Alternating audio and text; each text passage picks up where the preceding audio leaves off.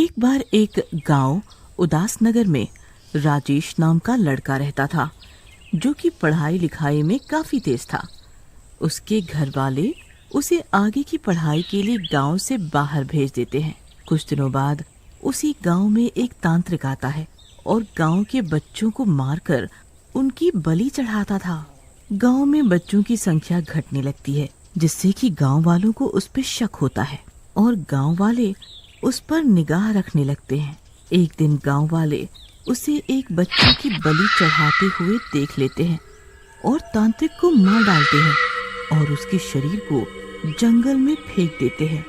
मरते समय तांत्रिक उनसे बदला लेने की बात कहता है। तुम लोगों ने मुझे मारा है दुष्टों, मैं इस बात का बदला लूंगा। मैं तुम सब लोगों को जिंदा नहीं छोड़ूंगा। इसके बाद तांत्रिक मर जाता है और एक खतरनाक शैतान बन जाता है।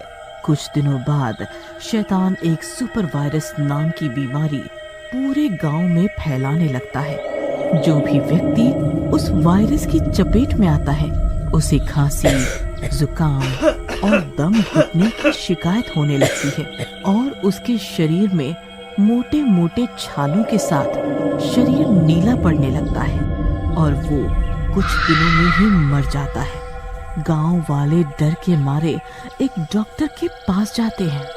अरे डॉक्टर साहब देखो, हमको ये क्या हो गया है? मुंह पे मोटा मोटा छाला हो गया है और ये पैर नीला पड़ रहा है। डॉक्टर सब जांच करता है।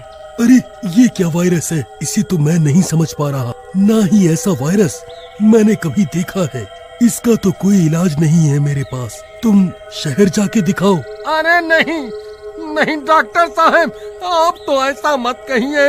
अगर आप ऐसा बोलोगे तो ऐसा कैसे चलेगा? आप तो भगवान का रूप हैं। देखो भाई, आप बात तो ठीक कह रहे हो, लेकिन मैं क्या करूं? मुझे सच में इस बीमारी का पता नहीं चल पा रहा कि ये क्या है और क्या वायरस है ये। हाँ, अगर आप लोग चाहो तो एक काम कर सकते हो। जी जी डॉक्टर साहब, आप जैसा कहोगे हम वैसा ही करेंगे। तो आप लोग एक काम करो, ये मास्क पहन लो और जब तक जरूरी ना हो एक दूसरे से ना बोलो और ना ही मिलो। उसके बाद राजेश जब अपनी पढ़ाई पूरी करके गांव वापस आया तो उसे गांव में कुछ भी पहले जैसा नहीं लगा। सब एक दूसरे से बात नहीं कर रहे होते और गांव में काफी सन्नाटा और मनहूसियत सी छाई थी। लेकिन राजेश को गांव में हुए उस हादसे के बारे में कुछ नहीं पता था, जिसने इन भोले भाले गांव वालों की दुनिया ही उजाड़ दी।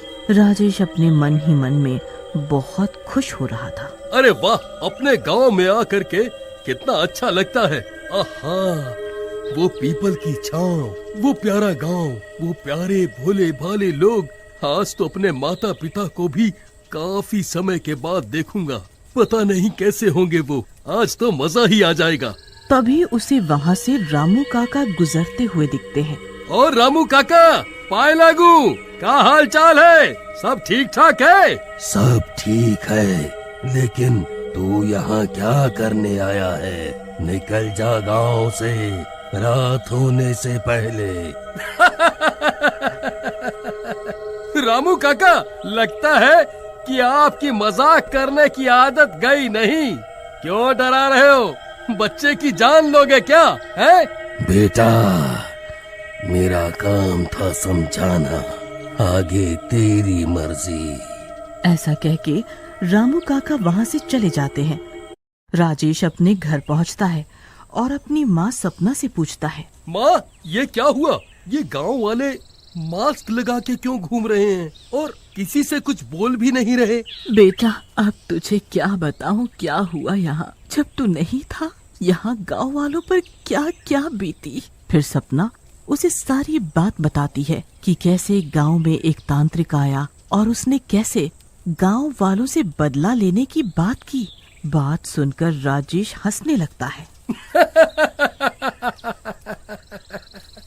क्या माँ, तुम अब के जमाने में भी इन तांत्रिकों और भूत प्रेतों की बातों में विश्वास करती हो?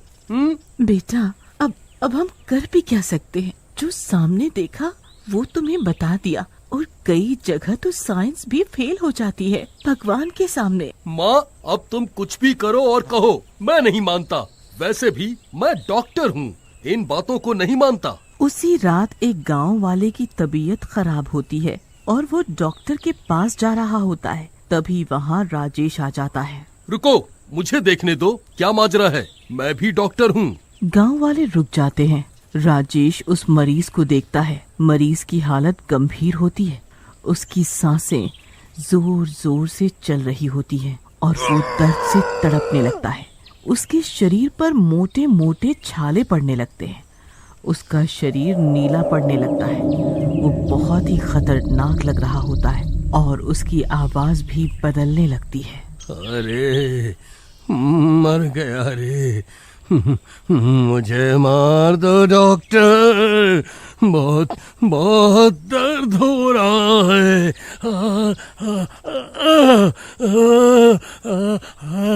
मुझे मार दो। इससे पहले राजेश कुछ करता, वो मर जाता है। राजेश बहुत दुखी होता है और गांव वालों से उसका खून लेने और टेस्ट करने के लिए बोलता है। राजेश उस मरीज का खून एक टेस्ट ट्यूब में लेता है और उसी दिन शहर चला जाता है। वो उसे शहर की लैब में टेस्ट करता है और एक सूक्ष्मदर्शी यंत्र से खून के सैंपल को देखता है। वहाँ एक डॉक्टर और मौजूद होता है। ओह माय गॉड, ये क्या है? What happened doctor Rajesh? आपने ऐसा क्या देख लिया अपने सैंपल में? लीजिए डॉक्टर, आप भी देखिए। दूसरा डॉक्टर माइक्रोस्कोप से उस ब्लड सैंपल को देखता है। उस सैंपल में रेड ब्लड सेल की जगह तांत्रिक के कई सिर घूम रहे होते हैं जो कि मर चुके होते हैं। दूसरा डॉक्टर भी काफी डर जाता है और राजेश से इस बारे में पूछता है। राजेश, ये किस मरीज का सैंपल है? इसमें तो रेड ब्लड सेल ही नहीं है। रेड ब्लड सेल की जगह किसी आदमी के छोटे छोटे सर घूम रहे हैं ब्लड में। फिर राजेश दूसरे डॉक्टर को पूरी बात बताता है जो उसकी माँ ने उसे बताई थी। देखो राजेश, वैसे तो मैं अंधविश्वासी बातों में नहीं मानता, लेकिन कई जगह हमारी साइंस फेल हो जाती है, क्योंकि जैसे इस दुनिया में भगवान हैं, वैसे ही शैतान भी हैं। तुम्हारी समस्या का इलाज कोई दूसरा तांत्रिक या फकीर ही कर सकता है। उसके बाद राजेश उस सैंपल को साथ में ले लेता है और गांव की ओर चल पड़ता है। जैसे ही राजेश गांव के पास पहुंचता है, उसे तांत्रिक का भूत जो कि हैवान बन चुका होता है वो मिलता है।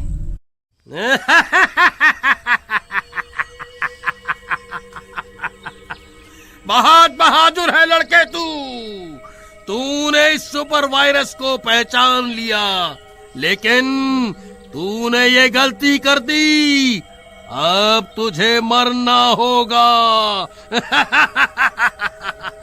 देखो, तुम जो कोई भी हो, मैं तुमसे नहीं डरता।